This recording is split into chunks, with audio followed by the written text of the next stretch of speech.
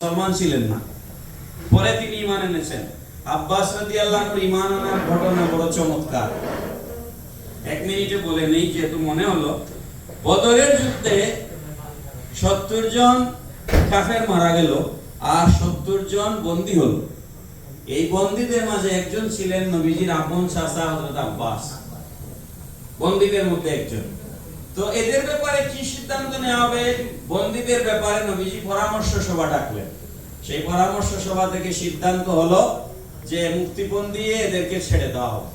কি দিয়ে? মুক্তিপণ নিয়ে ছেড়ে দেওয়া হবে। আরো কিছু ডিসিশন ছিল, এখন আমি সব কথা বলবো না সময়ের জন্য, আমি আপনাদের বিরক্তির কারণ হতে চাই না। তো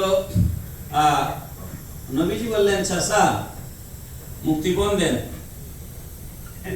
মুক্তিপণ দেন, তাইলে আপনাকে ছেড়ে দিব।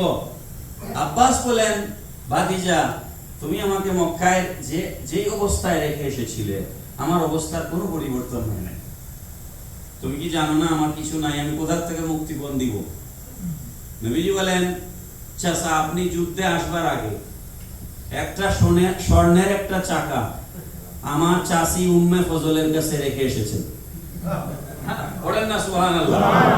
এটাকে বলা হয় ইলমে গায়েব। এটাকে কি বলা হয়? ইলমে গায়েব। চাচা ওই সোনা দিয়া মুক্তিপণ দেওয়া যায় না?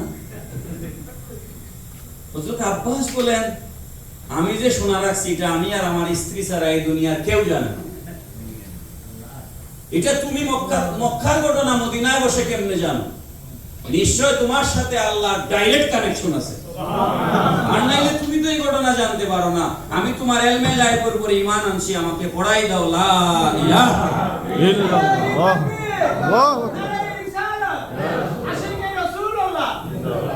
সেই আব্বাস, হযরত আব্বাস রাদিয়াল্লাহু আনহু বলতেছেন, ওয়া আনতা লাম্মা উলিদাত আশরাকাতিল আরদু, ইয়া রাসূলুল্লাহ যখন আপনার বেলাদত শরীফ হলো গোটা জমিন নূরে আলোকিত হয়ে গেল। ওয়া দাআত বিনুরিকাল উফুকু, এই নূর শুধু জমিনকে আলোকিত করে নাই, এই নূর সূর্য চন্দ্রের আলোকে ম্লান করে দিয়া ঊর্ধ্ব জগৎকে আলোকিত করে দিল। সুবহানাল্লাহ। ফানাহানু মিন যালিকান নূরি ফিদ দিয়াই ওয়া সুবুলির রাশাদি নাহতারিকু, সুতরাং আমাদের উচিত হচ্ছে আপনার নূরের আলোতে হেদায়েতের পথে চলা।